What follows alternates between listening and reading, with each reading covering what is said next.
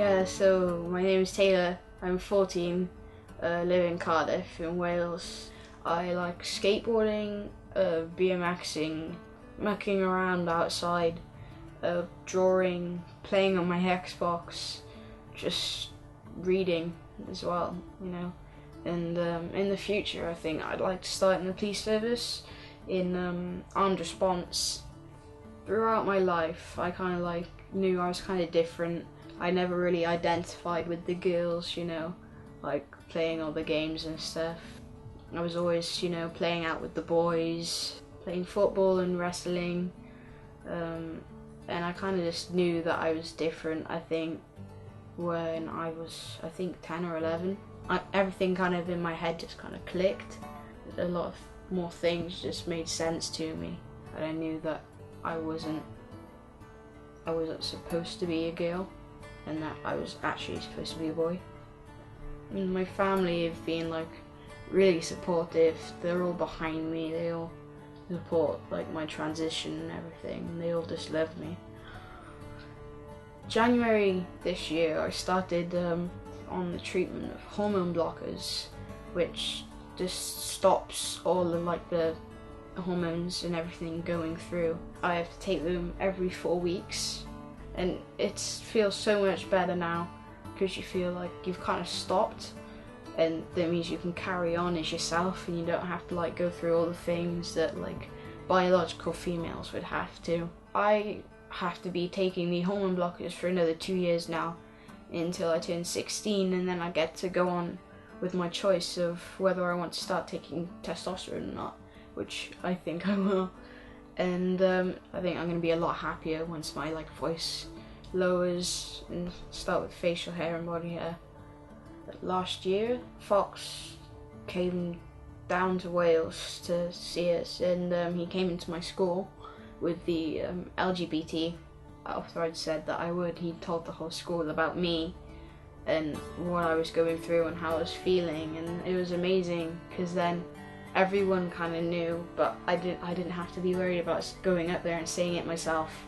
It was really good. It felt like just like suddenly you just kind of a huge weight off your shoulders of kind of trying to conceal something. When I first told my mum, I kind of told her that I knew that something was different and that I'd never really felt like a girl, and I told her that I felt like I was in the wrong body and I wasn't supposed to be in this body.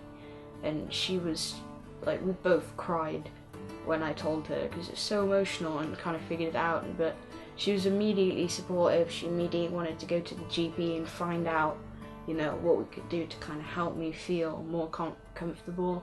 Like with my sister, because she's 6, she really kind of didn't really care. It was only like a month, you know, a month and a half before she like properly, you know, just started like no mistakes, knowing who I was. Like my only worries and concerns for the future for myself are like kind of the time that it takes to get through the stuff, and then surgery as I get older, and like what that's going to involve and how much it's going to cost and stuff. Yeah, like I do feel worried sometimes that because I'm like transgender and stuff, that will affect my relationships and stuff. Like I would like a girlfriend, but it's kind of hard, and you know, you kind of feel out of place, especially at this age. I would like one, but it's kind of like, you know, how, when, what, why, who.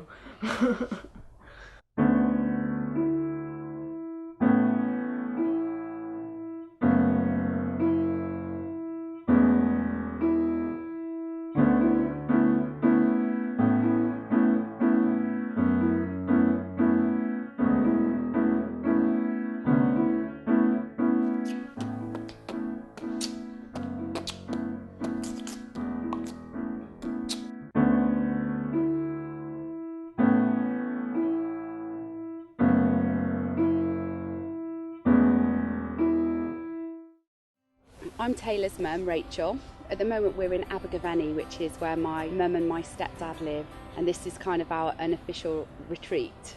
When Taylor first told me that he felt like a boy trapped in a girl's body, I wasn't expecting it at all. I thought that I just had a bit of a tomboy And because I hadn't forced the gender roles on him, even though I tried a little bit at the beginning, obviously I wanted a little bit of a Barbie to play with.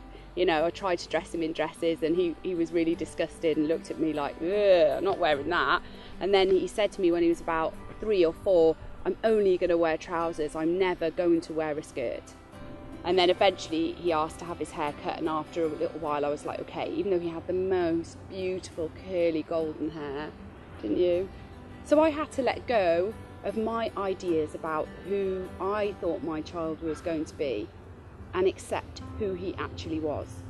Having a response to it, an emotional response to finding out that your child feels so unhappy in the body that they were born into, it's natural that you feel extremely distressed. I think the only thing that I tried to do was never show Tayler that I felt like that, and keep positive and calm for him, because I thought he's distressed enough. The last thing he needs is for me to be distressed as well. And then we just found out as much as we could about it in our own time. My job as a mum is not to tell my children who they are, it's to support them in fully being themselves, and only they know who that is. I feel, you know, when I think about Tayler, I feel massively proud of him. We've gone on this journey together in so many ways, and I feel hugely proud of him. But then when I think about it, the things that I'm proud of him for are not really to do with his gender anyway. Because the other thing to remember, I think, is that when your child changes gender, it's that they're not changing gender but becomes the gender that who they really are, then the person's the same. It's still the same person in the house with you. It's still T, whether it's Tia or Tayler.